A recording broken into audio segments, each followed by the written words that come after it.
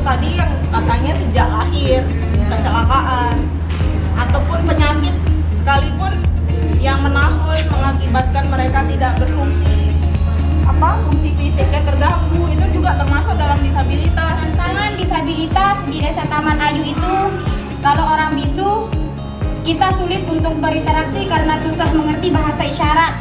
Perempuan di desa, di RT, buruh tani, pedagang. Disabilitas itu keterbatasan fisik dan kurangnya dukungan dari keluarga dan lingkungan di sekitar. Perayaan dengan Nina bareng dengan Mama gawe.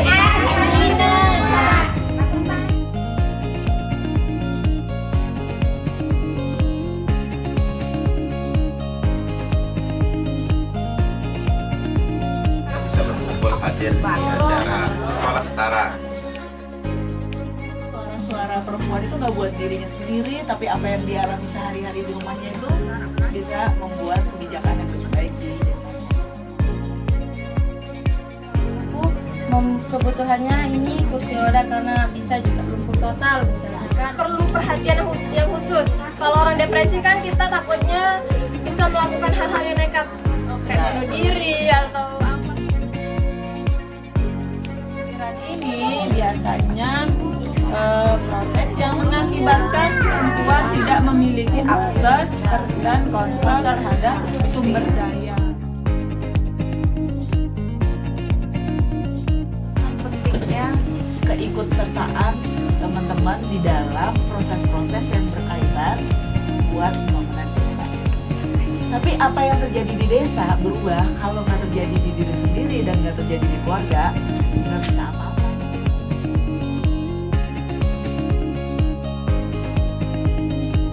Disabilitas juga ada yang bilang tidak bisa melihat, kan? Kemudian memiliki keterbatasan mental. Kita harus memahami dulu bahasa komunikasi yang biasa mereka gunakan, baru kita bisa nyambung. Karena ada disabilitas yang sudah terlatih menggunakan bahasa isyarat, ada juga disabilitas yang sama sekali belum mengetahui bagaimana cara berbicara dengan bahasa isyarat. Kita bisa permisi dengan cara menawarkan bantuan ketika dia ketika terlihat bahwa dia membutuhkan bantuan.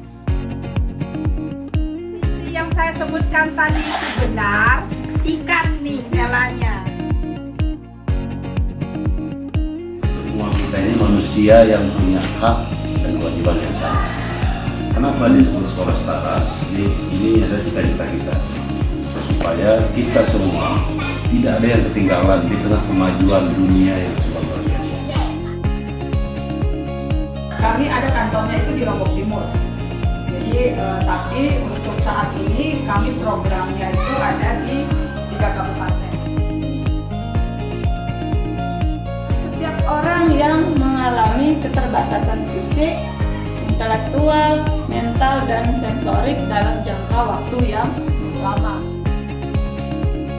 Disabilitas dibangunkan balai latihan kerja, disediakan pos kesehatan khusus disabilitas. Terima kasih untuk sudah diundang ke sekolah setara ini. Di sini kita lebih menambah wawasan, ilmu, dan lebih mengerti apa yang harus kita kerjakan sehari-hari. Memberikan kami ilmu sehingga kami tahu gimana tugas kami sebagai seorang perempuan dan bagaimana kami berhadapan sama anak-anak disabilitas.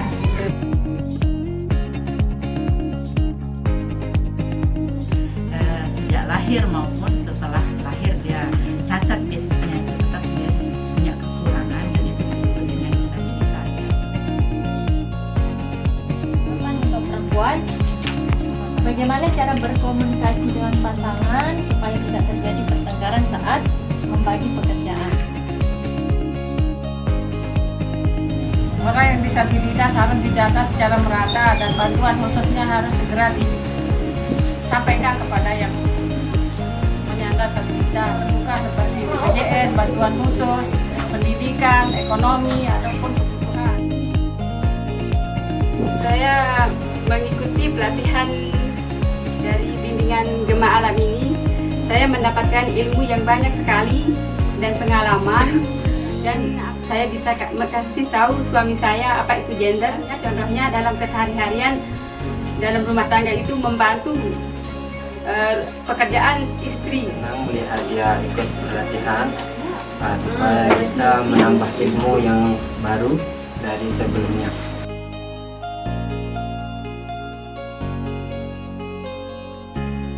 Selain dia keterbatasan dari fisiknya dia, tapi juga ada keterbatasan dari lingkungan yang tidak mendukung.